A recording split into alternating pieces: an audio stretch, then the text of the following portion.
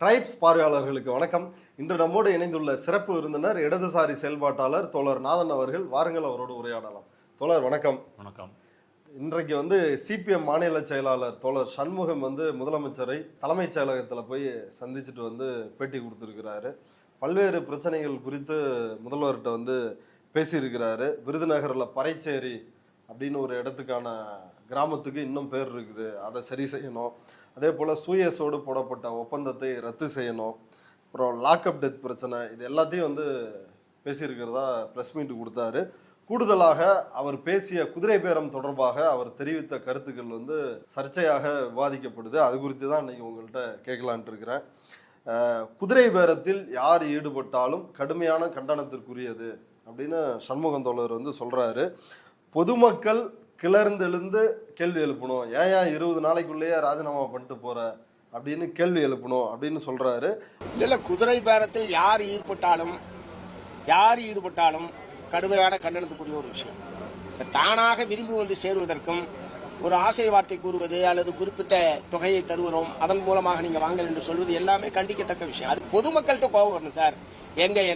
நான் ஓட்டு போட்டு தேர்ந்தெடுத்த எம்எல்ஏ 20 நாளே ராஜா போட்டு போனோம்னா ஊர் தொகுதி மக்கள் அவங்களை கொண்டு போய் அவங்களுக்கு எதிராக கிளம்பிருந்தா அந்த பிரச்சனை நடக்காது. மக்கள்கிட்ட கோபம் வரணும். அப்ப பத்திரிகையாளர்கள் குறுக்கிட்டு கேட்கிறாங்க, இப்ப பிஜேபி இதே மாதிரி ஹார்ஸ் ட்ரேடிங் பண்றத கடுமையா எதிர்க்கிறீங்க, டிவிகேவை அப்படி எதிர்க்க மாட்டீங்களே அப்படின்னு கேட்கறதுக்கு அவர் சொல்றாரு, ஏன்னா மத்திய அதாவது யூனியன் கவர்மெண்ட்ல இதே மாதிரி அவங்க விரும்பி கட்சி மாறும் பொழுது சிபிஎம் சிபிஐ ரொம்ப தீவிரமா கண்டிச்சாங்க.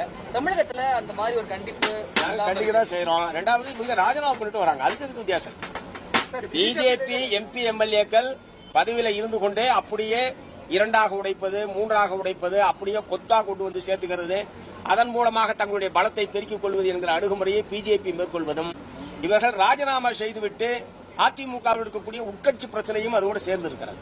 அதையும் இதையும் சமப்படுத்த பிஜேபிக்கும் டிவிகேவுக்கும் வித்தியாசம் இருக்குது. அவங்க பதவியோட கட்சி தாவறவங்கள அப்படியே சேர்த்துக்கிறாங்க, எம்பி எம்எல்ஏக்களை அப்படியே சேர்த்துக்கிறாங்க. இவங்க ராஜினாமா பண்ணிட்டு தான் வர்றாங்க. ரெண்டாவது, அதிமுகவில் ஒரு உட்கட்சி பிரச்சனை இருக்குது. எடப்பாடி தலைமையை பிடிக்காம தான் தொடர்ச்சியா சேர்றாங்க. அது ஒரு யதார்த்தமான உண்மை அப்படின்றத சொல்லிருக்கிறாரு. இது பற்றி உங்களுடைய கருத்து என்ன? முதலமைச்சர் விஜயை பார்த்த தோழர் சண்முகம் நீங்க சொன்ன மாதிரி எல்லா பிரச்சனைகளை பற்றி பேசியிருக்கிறாரு. மேகமலை புலிகள் சரணாலயத்தில் கிராம மக்களை அப்புறப்படுத்தணும்னு உச்சநீதிமன்ற தீர்ப்பு வந்திருக்கு. அது சீராய்வு மனு போட்டு அதெல்லாம் பேசியிருக்கிறாரு, காப்பாற்றணும்னு சொல்லி. ஆனால் இந்த குதிரை பேரம் பற்றி மட்டும் அவரை முதலமைச்சர்கிட்ட பேசலை. ஏன் பேசலை? அது மக்கள் பிரச்சனை சம்மந்தப்படலையா? நிருபர்கள்ட்ட பேட்டி கொடுக்கும்போது வெளியே என்ன சொல்கிறாரு, அங்கேயும் தாவேக்கா அப்படின்னு பேர் சொல்லலை, யார் செய்தாலும் எதிர்க்க வேண்டியது தான் அப்படின்னு சொல்கிறாரு. அடுத்தது மக்கள் மேலே பழியை தட்டி விடுறாரு. இப்போ பிஜேபி செய்கிற குதிரை பேரத்தில் என்ன ஏன் அது இந்த மாதிரி நடக்கலை அப்படின்னு சொன்னால், அவங்க 3ல் 2 பங்கு பேரை கூட்டிகிட்டு வந்துடுறாங்க, அதனால் அங்கே பிரச்சனை இல்லை. இங்கே 3ல் 2 பங்கு எம்எல்ஏக்களை உடைத்து கொண்டு வர முடியவில்லை என்பதற்காக ராஜினாமா செய்ய வைத்து அவர்களை மீண்டும் தாவேக்கால சேர்த்துட்டு இருக்கிறாங்க. ஃபர்ஸ்ட் அப்படிதான் இருந்துச்சு. ஒரு 30-32 எம்எல்ஏ வரப்போறாங்க ஆமா அப்படின்னு இருந்துச்சு. ஆனா 35 எம்எல்ஏ வரணும் அப்படின்ற ஒரு இலக்கு இருந்துச்சு. அதை அச்சீவ் பண்ண முடியல. அப்புறம் 25 27 ஆதரவு 28ன்னாங்க. அப்புறம் எடப்பாடி நான் அமித்ஷா கிட்ட சொல்லி உங்க எல்லாம் காலி பண்ணிடுவேன் அப்படின்னு மிரட்டினதுனால ஒரு 25 பேர் மட்டும் விஜய் அரசுக்கு ஆதரவாக வாக்களிச்சாங்க. அதான் அது வெற்றிகரமாக நடக்கலை அப்படின்றதுக்காக இந்த மெத்தடை ஃபாலோ பண்ணுறாங்க. இப்போ நம்முடைய கேள்வி என்னென்னா, ராஜினாமா மெத்தடு, அதை ராஜினாமா மெத்தடு தான். எம்எல்ஏக்களை ராஜினாமா செய்ய வைத்து அவர்களை தாவேக்கால சேர்த்து பிறகு இடைத்தேர்தலில் அவங்களுக்கு டிக்கெட் கொடுத்து போட்டியிட வைப்பது. அது போக மந்திரி பதவி, வாரிய தலைவர் பதவி அல்லது கான்ட்ராக்டு, இதெல்லாம் திரைமறைவில் அவங்க பேசியிருப்பாங்க. இப்போ கேள்வி என்னென்னா, குதிரை பேரத்தில் எப்படி நடந்தால் அது உங்களுக்கு பிரச்சனையா, இல்லை குதிரை பேரம் என்பதே பிரச்சனையா? இவரை பொறுத்த வரைக்கும் பிஜேபியை தனித்து பார்க்கிறார், அதுதான் உண்மையான குதிரை பேரம். இந்த குதிரை பேரத்தில் ஒன்றும் பிரச்சனை இல்லை. அவர் சொல்ல வர்றது என்ன, சட்டப்படி அது தவறு, சட்டப்படி இது சரியா? அதுவும் சட்டப்படி சரிதான். 3ல் 2 பேங்கு நீங்கள் மாதிரி கொண்டு போனீங்கன்னா கட்சி தாவல் தடை சட்டத்தில் ஒரு நடவடிக்கையும் எடுக்க முடியாது, சரிதான். இந்த குதிரை பேரம் சட்டப்படி சரியா? மேலோட்டமாக பார்த்தா இதுவும் சரிதான். ஆனால் ரெண்டு குதிரை பேரமும் எதற்காக செய்யப்படுகிறது? ஆட்சியை காப்பாற்றுவதற்காக செய்யப்படுகிறது. எப்படி விஜய் பிஜேபி மோடி என்ற பெயரை விஜய் உச்சரிக்கிறது இல்லையோ, அதே போல் இப்போ தோழர் சண்முகம் இந்த குதிரை பேரத்தில் தாவேக்கான்ற பெயரையோ விஜய் என்ற பெயரையோ அவர் உச்சரிப்பதற்கு தயாராக இல்லை. ஏன் இந்த குதிரை பேரத்தை நீங்கள் எதிர்க்க மறுக்கிறீர்கள்? இதை மக்கள் மேலே ஏன் தள்ளி விடுறீங்க? மக்கள் என்ன செய்வாங்க? இப்போ மக்கள் ஒரு எம்எல்ஏ ஓட்டு போட்டு தேர்ந்தெடுக்கிறாங்க. இப்போ அந்த எம்எல்ஏ தவறு செய்து விட்டார் அப்படின்னா அதை திருப்பி அழைப்பதற்கு மக்கள்கிட்ட அதிகாரம் இருக்கா? ஒன்றும் இல்லை. 5 வருஷம் கழித்து நீங்கள் அடுத்த முறை அவர் போட்டிட்டாருன்னா அவரை விட்டுட்டு இன்னொருத்தரை நீங்கள் தேர்ந்தெடுக்கலாமே தவிர ஒரு உடனே ராஜினாமா பண்ணால் மக்களை பொறுத்த வரைக்கும் இந்த தேர்தலே அவங்கள பொறுத்த வரைக்கும் இது ஒரு எக்ஸ்ட்ரா லக்கேஜ் தான்.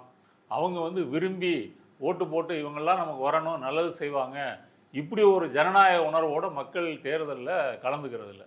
அதனால் இந்த எம்எல்ஏ ராஜினாமா பண்ணுறதுனாலே அவங்களுக்கு பெரிய கோபம் என்பது வரலை.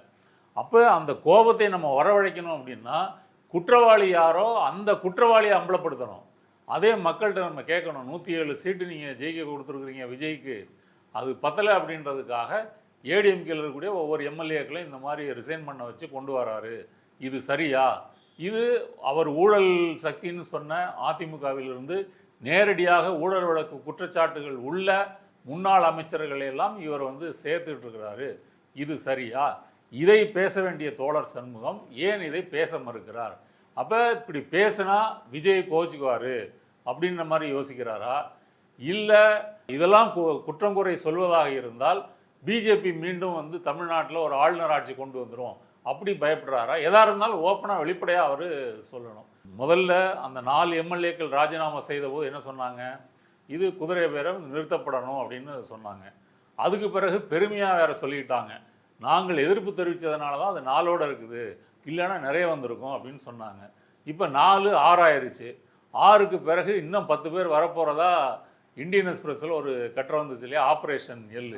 அதன்படி பார்த்தா சிவி சண்முகம், எஸ்பி வேலுமணி இவங்கெல்லாம் ஒரு 10 பேர் வரப்போகிறாங்க அப்படின்னு ஒன்று. அப்போ நமக்கு விஜய்கிட்ட இவ்வளோதான் மரியாதை போல இருக்குது, அதனால் இதை பேசி நம்ம அந்த மரியாதையை கெடுத்துக்கொள்ள வேண்டாம், அதனால் இது மொத்தமான ஒரு பிரச்சனையாக பார்ப்போம். அல்ல இப்படி கூட சொல்லலாம், குதிரை பேரத்தில் நல்ல குதிரை பேரன்னு ஒன்று இருக்குது, கெட்ட குதிரை பேரன்னு இருக்குன்னு வில்லவன் ராம்தாஸ் ஃபேஸ்புக்கில் ஒரு பதிவில் சொல்லியிருந்தார். இப்போ பிஜேபி செய்கிறது வந்து கெட்ட குதிரை பேரம், இவங்க விஜய் வந்து செய்கிறது நல்ல குதிரை பேரம். அப்போ குதிரை பேரத்துக்கே ஒரு புதிய விளக்கத்தை இப்போ தோழர்கள் சொல்லிட்டு இருக்கிறாங்க. இதில் நம்ம சொல்ல வேண்டிய விஷயம் என்னென்னா, குதிரை பேரம்னா அது குதிரை பேரம் தான். ஒரு கட்சியில் எதிர்கட்சியில் இருக்கக்கூடிய எம்எல்ஏக்களை ஒரு பேரம் பேசி பணத்திலேயோ இல்லை உனக்கு அதிகாரம் தரேன்னு சொல்லி ஒரு ரகசியமான டீலிங் பேசி அவங்கள கொண்டு வராங்க.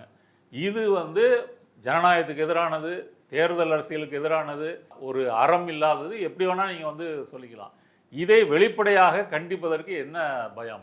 அப்போ பிஜேபிக்கு ஒரு நீதி, விஜய்க்கு ஒரு நீதியா? விமர்சிக்கிறவங்க எல்லாரும் என்ன சொல்கிறாங்க? பிஜேபி ஒரு வாஷிங் மிஷினை வைத்து எல்லாரையும் அதில் அடித்து செலவை செய்து கொண்டு வர மாதிரி தாவேக்காவும் ஒரு வாஷிங் மிஷின் வச்சுக்கிட்டு செய்யுது. அப்படிங்கும்போது அந்த வாஷிங் மிஷினை நீங்கள் மக்கள் மத்தியில் அம்பலப்படுத்துவதற்கு பதிலாக அவரை காப்பாற்றுகின்ற வேலை எதற்காக செய்கிறீங்க? ஏற்கனவே சொன்னார், ஒரே நாளில் வந்து அதிமுக, திமுக, பாஜக 3 பேரும் போய் ஆளுநர் மாளிகையில் புகார் கொடுக்குறாங்க. ஆளுநரே, அதாவது குதிரை பேரம் தொடர்பாக புகார் கொடுத்ததா சொன்னார். ஆளுநரே வேணான்றாங்க, ஆளுநரை சந்தித்து புகார் கொடுக்குறாங்க அப்படின்னு தோழர் சண்முகம் ஏற்கனவே ஆளுநர் ஆர்எஸ் பாரதி போய் புகார் கொடுத்ததா கடுமையாக விமர்சிச்சிருந்தார். ஆமாம், இப்போ ஆளுநர்கிட்ட புகார் கொடுக்காம என்ன செய்கிறது? இப்போ ஆளுநருக்கு பிடிக்கலை அப்படி பார்த்தா விஜய் கூட சொல்லியிருக்காரு, ஆளுநர் என்ற பதவியை நாங்கள் வந்து ஏற்றுக்கொள்ளவில்லை அப்படின்னு. எதுக்கு போய் நிற்கிறாரு? இந்த சிஸ்டத்தை ஏற்றுக்கிட்டீங்கன்னா அதெல்லாம் நீங்கள் வாழ்ந்து தான் ஆகணும். அவர் தான் பதவி பிரமாணம் செஞ்சு வைக்கிறாரு. இது ஆண்டின் முதல் உரை அவர் தான் துவக்கி வைக்கிறாரு, அரசு சார்பாக உரை பேசுகிறார், கான்ஸ்டிடியூஷனல் ஹெட் அவர் தான். அப்போ நீங்கள் மொத்தமாக இந்திய அளவில் ஒரு ஆட்சி செய்ய பிடித்து அதில் அரசமைப்பு சட்டங்களை திருத்தம் செய்து அப்படி ஒரு பலம் இருந்தால் தான் இதை வந்து மாற்ற முடியும். அது வரைக்கும் ஆளுநர் தேர்ந்தெடுக்கப்பட்ட அரசுக்கு எதிராக நடந்து கொள்கிறாரா அப்படின்னா அதில் திமுக குரல் கொடுத்துருக்குதே. இப்போ பன்வாரிலால் புரோஹித் போன வாட்டி வந்து எல்லா ஊருக்கும் போய் ஆய்வு செய்ய போகிறேன்னு சொல்லும்போது அதிமுக கம்னு இருந்துச்சு. ஆனால் திமுக தான் அங்கங்கே கருப்பு கொடியோட ஆர்ப்பாட்டம் பண்ணியிருக்காங்க. இப்பவும் அவர் ஆய்வு செய்வதையெல்லாம் கண்டிச்சு பேசியிருக்கிறாங்க. அர்லேக்கர் மதுரைக்கு போய் ஆய்வு செஞ்சதெல்லாம் கண்டிச்சு பேசியிருக்கிறாங்க. அந்த அளவு ஒரு கண்டனம், எதிர்ப்பு என்பது தாவேக்காட்டார் இருந்து வரலை. அதனால இப்போ தோழர் சண்முகம் வந்து ஆளுநர்கிட்ட போய் நீங்கள் புகார் கொடுக்குறீங்கன்னா உங்கள் கொள்கைக்கு எதிரானது அப்படின்றது இப்போ அது பிரச்சனை இல்லை. குதிரை பேரம் பிரச்சனையா இல்லையா? இந்த குதிரை பேரம் வர வர அதிகமாக நடந்துக்கிட்டு இருக்குதா இல்லையா? அப்போ இன்னொரு அப்போ சண்முகம் அவர்களுக்கு என்ன பிரச்சனை அப்படின்னு சொன்னால், நம்மளையெல்லாம் நம்பாமல், அதாவது இப்போ திமுகவினுடைய முன்னாள் கூட்டணி கட்சிகள் அவங்க சேர்ந்து ஆதரவு கொடுத்துட்ருக்காங்க. இப்போ விஜய்க்கு அதில் நம்பிக்கை இல்லை. ஆதவர்ஜினாட்டை கூப்பிட்டு நீங்கள் எல்லாத்தையும் நீங்கள் கூட்டுவாங்க அப்படின்னு சொல்கிறாரு. ஆதவர்ஜினா அந்த ஆப்ரேஷன் எல் படி பேசி ஒவ்வொருத்தரையாக வந்து கொண்டு வராரு. இப்போ உண்மையிலே அவர்கள் வந்து விட்டால் விஜய் எதிர்பார்க்குற அந்த நம்பர் என்பது ஒரு 125க்கு போயிருதுன்னு வச்சுக்கோங்க. 125 எம்எல்ஏக்கள் வந்துட்டா அதன் பிறகு சிபிஎம்மோ சிபிஐயோ அல்லது விசிகாவோ இவங்கள்ட்ட போய் பத்திரிகை நிருபர்கள் கேள்வியே கேட்க மாட்டாங்க. ஏன் கேட்க மாட்டாங்கன்னா, உங்களை வைத்து ஆதரவு இல்லை. அப்போ விஜயனுடைய நடவடிக்கை அணுகுமுறையும் அதுக்கு பிறகு மாறிடும். இன்னைக்கு நீங்கள் வந்து அவர் உங்களை வந்து சந்திச்சதாக இருக்கட்டும், ஆதரவு கேட்டு லெட்டர் கொடுத்ததாக இருக்கட்டும், இப்போ வேறு வழி இல்லை. இப்போ வேறு வழி இருக்குது. நிரந்தரமாக நம்ம ஆட்சிக்கு ஒரு தனிப்பெரும்பான்மை வேணும்னா அதிமுகவை பிரித்து கொண்டு வர்றது தான் நம்மளுடைய பாதுகாப்புக்கு நல்லதுன்னு முடிவு பண்ணிட்டாங்கன்னா, உங்களுக்கு விஜயோட அந்த நீதிமன்றத்தில் உங்களுக்கு மதிப்பே இல்லை. இப்படி இருக்கும்போது இவர்களுடைய ஆதரவுக்கு இது ஆபத்து இல்லையா? இப்போ இவர்கள் ஆதரித்தால்தான் சமூக நீதி, அது பிஜேபி எதிர்ப்பு, இதெல்லாம் நீங்கள் பேச முடியும் அப்படின்னு சொல்கிறீங்க. பிஜேபி ஆட்சி மறைமுகமாக வருவதை தடுக்க முடியும் அப்படின்னு சொல்கிறீங்க. அப்போ உங்களை ஆதரவுக்கும் வேட்டு வைக்கக்கூடிய வேலையை தான் இந்த குதிரை பேரம் செய்யும்போது, அப்படி பார்த்தாலும் எதிர்க்க வேண்டியதானே? ஏன் எதிர்க்க மாட்டேன்றீங்க தெரியலையே. ஆனால் மூவீரபாண்டியன் இதில் வேறுபடுற மாதிரி தெரியுது. அவர் வந்து ஒரு ஆங்கில நாளிதழுக்கு கொடுத்த பேட்டியில், வடமாநில கலாச்சாரம் தமிழ்நாட்டிலையும் வந்துருச்சு, இங்கேயும் குதிரை பேரம் வந்து நடக்குது, இது ஏற்றுக்கொள்ளவே முடியாது, கண்டனத்துக்குரியது அப்படின்னு அவர் வந்து கொந்தளிச்சிருக்கிறாரு. இல்லை, இவரே மாதிரி தான் அவரும் கொந்தளிச்சிருக்காரு. அங்கேயும் வந்து யார் குதிரை பேரம் செய்யறான்னு சொல்லல, குதிரை பேரத்தை தான் அவர் எதிர்க்கிறார். அப்படின்னா ஒரு குதிரை வந்து தமிழ்நாட்டில் குதிரை ஆளுங்கட்சி எதிர்கட்சி யார் ஈடுபட்டாலும் தவறு அப்படின்னு சொல்றாரு. அந்த குதிரை பேரத்தை தான் எதிர்க்கிறாரு. இப்போ விஜய் இங்கே இருந்து அதிமுகவில் இருந்து வெளிப்படையாக இது வரைக்கும் 6 எம்எல்ஏக்களை ராஜினாமா பண்ண வச்சு கட்சியில் சேர்த்துட்டாரு. இன்னும் முயற்சி பண்ணிட்டு இருக்கிறாரு. இப்படி இருக்கும்போது யார் செய்யறா? வேற யார் செய்யறா? தமிழ்நாட்டில் குதிரை பேர் வேற யார் செய்யறா? மற்ற கட்சிகள் யாராவது காங்கிரஸ் செய்தா, அல்லது வந்து இல்லை இப்போ அதிமுக செய்தா, இல்லை திமுக செய்தா? திமுக செய்கிறதாக அந்த ஊத்தங்கரை எம்எல்ஏ இளையராஜா சொல்லியிருக்கிறது வந்து ஒரு பொய் புகார். அதை பற்றி நம்ம பல முறை பேசியிருக்கோம். அதையும் இதையும் நீங்கள் எப்படி சமப்படுத்துவீங்க? ஒரு கால் திமுக வந்து அந்த எம்எல்ஏவை வந்து விலைக்கு வாங்குறதாவே வச்சுக்குவோம். ஒரு 1-2 எம்எல்ஏ வச்சு இந்த ஆட்சியை எப்படி வீழ்த்த முடியும்? அது எந்த லாஜிக் படியும் அது குதிரை பேரத்தில் இவர்கள் சேர்க்க முடியாது. அதையே ஆதரிச்சாரு சண்முகம் வந்து. அதான் குதிரை பேரம்னு வந்துட்டு இருக்குதுன்னு திமுக ஒரு அட்டாக் பண்ணாரு. அதை வச்சு அட்டாக் பண்ணாரு. ஆனால் அந்த அது மட்டும் நடந்திருந்தா பிரச்சனை இல்லை. பின்னாடி விஜயபாஸ்கர்கள் அதை நியாயப்படுத்துறதுக்கு வராங்க. ஓப்பனாகவும் வைகோவும் சொல்லிட்டாரு, எம்ஆர் விஜயபாஸ்கரும் சொல்லிட்டாரு, தாவேக்காலம் தான் எங்களை அணுகுனாங்க அப்படின்றத சொல்லிட்டாங்க. அங்க விஜயே சொல்லிருக்கிறாரு, நீங்க ராஜினாமா பண்ணிட்டு வாங்கன்னு வைகோ கிட்ட சொல்லிருக்கிறாரு. ஆமா, இப்ப நீங்க பிஜேபி குதிரை பேரத்துல கூட யாரும் இந்த மாதிரி ஒப்புதல் வாக்குமூலம் சொல்லல. அமித்ஷா தான் எங்களை டீல் பண்ணாரு, அவர் தான் கூப்பிட்டாருன்னு சொல்லல. இங்க விஜய் தான் எங்களை அணுகுனாரு, ராஜினாமா பண்ண சொன்னாருன்னு வைகோவே சொல்லிட்டாரு. அப்ப நேரடி ஆதாரம் இந்த குதிரை பேரத்தில் இருக்கும் பொழுது இதை பற்றி பேசாமல், அதாவது விஜய் தாவேக்காவை வந்து கண்டிக்காம விமர்சனம் செய்யாம, இது ஊத்தங்கரை எம்எல்ஏவும் இருக்கிற, அதாவது திமுகவும் செய்யுது தாவேக்காவும் செய்யுது, யார் செஞ்சாலும் நாங்கள் எதுக்குறோம் இப்படின்னு பொதுவாக பேசுறது இருக்கு இல்லையா? இதுவே வந்து ஒரு சந்தர்ப்பவாத அரசியல். அதைத்தான் அவரும் செஞ்சிருக்கிறாரு. 2 பேரை பொறுத்தவரையும் விஜய் தாவேக்கா குதிரை பேரம் செய்கிறது என்பதை பொதுவெளியில இதுவரைக்கும் அவங்க வந்து உடைச்சு பேசி ஒரு கண்டனமோ விமர்சனமோ தெரிவிக்கவே இல்லை. நீங்க என்ன நினைக்கிறீங்க? என்ன சண்முகமோ அல்லது வீரபாண்டியனோ இவங்களோட 2 எம்எல்ஏக்களை வாபஸை விலக்கிக்கணும் அப்படின்றீங்களா, இல்லை என்ன சொல்ல வரீங்க நீங்க? இவங்க 2 பேர் எம்எல்ஏக்களை ஆதரவு கொடுத்துருக்கிறது அவங்க சொன்ன காரணம் பிஜேபி மறைமுக ஆட்சி வரக்கூடாது அப்படின்றது. அதுலேயும் ஒரு பிரச்சனை இருக்குது.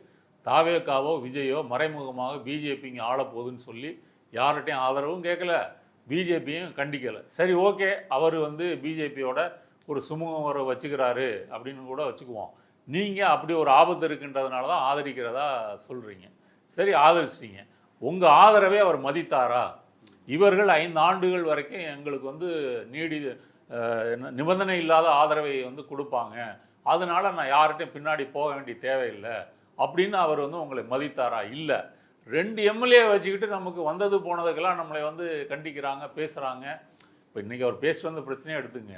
இப்போ சூயஸ் அப்படின்றது ஒரு 3000 கோடி ப்ராஜெக்ட்டு, அதையெல்லாம் பேசி ஒப்பந்தம்லாம் போட்டு எல்லாம் முடிச்சிட்டாங்களாம். இப்போ ஒரு விஜயை பார்த்தோன்னே இப்போ சொன்னோடனே விஜய் வந்து அப்படியா நான் அதிகாரிகள்கிட்ட பேசுகிறேன், ஏதோ மார்க்கெட்டில் போய் வந்து கத்திரிக்காய் 1 கிலோ வாங்கிட்டு வந்தாங்க, அது சரியில்லை, அழுகி போச்சு, அது ரிட்டர்ன் கொடுக்கணுன்ற மாதிரியான பிரச்சனையாக அது. அப்போ இதை பற்றி நீங்கள் ஒரு முடிவெடுக்கணும், அந்த ரத்து செய்யணும் அப்படின்னு சொன்னால் விஜய்க்கு வந்து என்ன சொல்கிறது, ஒரு கம்யூனிஸ்ட் மாதிரி ஒரு பார்வை இருக்கணும். இங்கே உலகமயமாக்கம் கொள்கை வந்த பிறகு தண்ணீரும் எப்படி தனியார் மயத்துக்கு விற்பனை செய்து விட்டார்கள், இப்படியெல்லாம் வந்து இருக்கணும். அவருக்கு இந்த தனியார் மயம் பற்றிய கொள்கைன்னு மட்டும் இல்லை, அரசியலில் எதுவும் அவருக்கு தெரியாது. சினிமாவில் நடிச்சுட்டு வந்தவர், திண்ணையில் படுத்து கிடந்தவர், திடீர்னு முதலமைச்சரான மாதிரி தான் அவர் ஆயிருக்காரே தவிர எதை பற்றியும் கொள்கையெல்லாம் வந்து அவருக்கு கிடையாது. அப்போ நீங்கள் மக்கள் பிரச்சனைகளை பற்றியெல்லாம் நீங்கள் இப்போ போய் பேசும்பொழுது விஜய் வந்து அதை காது கொடுத்து கேட்க வேண்டிய ஒரு அவல நிலை இருக்கிறதா விஜய் கருதுறார். விஜயோ ஆதவர்ஜனாவோ அப்படி கருதுறாங்க. அதனால் இந்த அவல நிலையை மாற்றி வைத்து விட்டு நிரந்தரமாக நமக்கு வந்து ஒரு ஆதரவு வேணும்னு சொல்லி தான் அதிமுக எம்எல்ஏக்களை, அதுவும் ஊழல் குற்றச்சாட்டு உள்ள எம்எல்ஏக்களை எல்லாம் கூட்டிகிட்டு வராங்க. இதுவே உங்களை என்ன சொல்கிறது, உங்களை மதிக்கலை, உங்களை அவமதிக்கிறாரு, இழிவுபடுத்திட்டாரு அப்படின்றதுக்கான சாட்சி. அப்போ இதை நீங்கள் வந்து கண்டிக்கணும். எதுக்காக கண்டிக்கணும்? நாங்கள் நேர்மையானவர்கள், நாங்கள் உங்களை ஆதரிக்கிறது இருக்கிறோமே, எதற்காக இந்த மாதிரி ஊழல்? சண்முகம் தோழர் வந்து சொல்றாரு இல்லையா, அதிமுகல உட்கட்சி பிரச்சனை இருக்குது, அதுவும் ஒரு காரணம். எடப்பாடியோட தலைமையை பிடிக்கல, பதவியிலே இருந்து பழக்கப்பட்டவங்க இன்னொரு கட்சியை தேடி வர்றாங்க அப்படின்றத சொல்றாரு. இது ஒரு யதார்த்தமான உண்மை. எடப்பாடி கட்சின்னா அது சிபிஎம்முக்கு வரலாம், சிபிஐக்கு வரலாமே, எதுக்கு தாவேக்காக்கு போறாங்க, இல்லை திமுகவுக்கு வரலாம், ஏன் அங்கெல்லாம் வரமாட்டேன்றாங்க, எதுக்கு தாவேக்காக்கு போறோம்? அதான் குதிரை பேரும், அதான் ஆளுங்கட்சி இல்லை. அதான் அப்போ அதிகாரம் எங்கே இருக்குதோ அந்த அதிகாரத்தில் உள்ள நபர்கள் இவர்களை வளைத்து பேசுகிறார்கள், டீல் பேசுகிறாங்க. அந்த டீல் பேசி இவங்களை வந்து கொண்டு வராங்க. அப்போ ஆளுங்கட்சிக்கும் எதிரே இருக்கக்கூடிய கட்சிகளை உடைத்து கொண்டு வருவதற்குமான உறவு தான் இந்த குதிரை பேரம். பாஜக இதைத்தானே செஞ்சிட்டு இருக்கு வட இந்திய மாநிலங்கள். இப்போ மம்தா பானர்ஜி திரிணாமுல் காங்கிரஸ் எம்பிக்கள் எல்லாம் இந்த மாதிரி 3ல் 2 பேரை 20 உடைச்சி கொண்டு வந்திருக்காங்க. இவர் ஆம் ஆத்மியில 7 பேர். அப்புறம் இவர் தாக்கரே கட்சி சிவசேனால இருக்கிற ஆதரிச்சவங்களையும் வந்து உடைச்சி கூட்டிட்டு வந்துட்டாங்க. அப்ப இதையெல்லாம் பார்க்கும்போது குதிரை பேரம் வந்து எப்படி பிஜேபி வீரியமா செய்கிறதோ அதைத்தான் இவர்களும் செய்கிறார்கள். அப்ப இதை வெளிப்படையாக கண்டிப்பதற்கு இவர்களுக்கு என்ன தயக்கம் வேண்டி இருக்குது? ஏன் இவங்க வந்து பயப்படுறாங்க? அரசியல்ல சரியாக செயல்படணும், நேர்மை இருக்கணும். இப்போ வீரபாண்டியன் அந்த ஆங்கில இதழுக்கு சொல்லும்போது சொல்றாரு, நாங்கள் வந்து இன்னும் எங்களுடைய பலத்தை காட்ட வேண்டும் என்பதற்காக உள்ளாட்சி தேர்தல்களில் நாங்கள் தனித்து கூட போட்டியிடலாம்னு முடிவு பண்ணியிருக்கிறோம் அப்படிலாம் வந்து சொல்கிறார். தேவையானால் அடுத்த தேர்தலையும் நாங்கள் வந்து தனித்து போட்டியிடுவோம், இதெல்லாம் சொல்கிறாரு. அப்போ இப்படி ஒரு கெத்து உள்ளவங்க இதை வெளிப்படையாக அதெல்லாம் மறுக்கிறாரு. அப்படிலாம் ஒன்றும் கிடையாது, பேசுகிறேன், முடிவு எடுப்போம் அப்படின்ற. ஆமாம் சொல்கிறாரு. ஆமாம் 2 பேரும் வந்து இல்லை, 2 பேரும் ஒன்றும் கான்ட்ரவர்சியாக பேசலைங்க. ஆனால் வந்து நிருபர்கள் வந்து அது வேற ஒரு கோணத்தில் அதை கேட்கும்போது அவங்களுக்கே ஒரு பதட்டம் வந்துடுது, இப்படி ஒருவேளை பேசியிருப்பாரோ அப்படின்ற முறையில். 2 பேருக்கும் பெரிய முரண்பாடெல்லாம் இல்லை. அவரு குதிரை பேரை யார் பண்ணாலும் தப்புன்னு அவர் சொல்லியிருக்காரு, இவரும் அதை தான் சொல்லியிருக்காரு. அவரும் வந்து மக்களை வந்து அதில் விமர்சிக்கணும்னு சொல்லியிருக்காரு, இவரும் மக்களுக்கு கோபம் வரணும்னு சொல்லியிருக்காரு. 2க்கும் பெரிய வேறுபாடு இல்லை. இப்போ விஜயை ஆள வேண்டும் அப்படின்றது மக்களோட ஆணை அப்படின்றாங்க. அப்போ இந்த எம்எல்ஏக்களை தேர்ந்து மக்கள் அந்தந்த தொகுதியில் இந்த 6 பேர் இப்போ ராஜினாமா, அதுவும் மக்களுடைய ஆணை தானே? ஆமாம். இப்போ அந்த ஆணையை இப்போ மக்களை முட்டாளாக்குறாங்கல்ல. இப்போ மக்களுக்கு கோபம் வரணும்னு சொல்கிறவர் உங்களுக்கு மேலே கோபம் வரணும், உங்களுக்கோ வீரபாண்டியனுக்கோ இதில் கோபம் வரணும். எப்படி மக்கள் தீர்ப்பை வந்து தாவேகா விஜய் எப்படி திருடுகிறார், எப்படி ஆதவர்ஜனா திருடுறாருன்னு உங்களுக்கு கோவம் வரணும். உங்களுக்கு கோவம் வந்த பிறகு நீங்கள் மக்களை நீங்கள் ஏன் கோவம் வரலன்னு கேட்டால் அதில் ஒரு நியாயம் இருக்குது. உங்களுக்கே கோவம் வரலையே, ஏன்றது பார்ப்போம் என்னன்னு அதுக்கு பதில் இருக்குமான்னு. இவ்வளவு நேரம் நம்முடைய பார்வையாளர்களுக்காக நேரத்தை ஒதுக்கி கருத்துக்களை பகிர்ந்துட்டு நன்றி தோழர். நன்றி.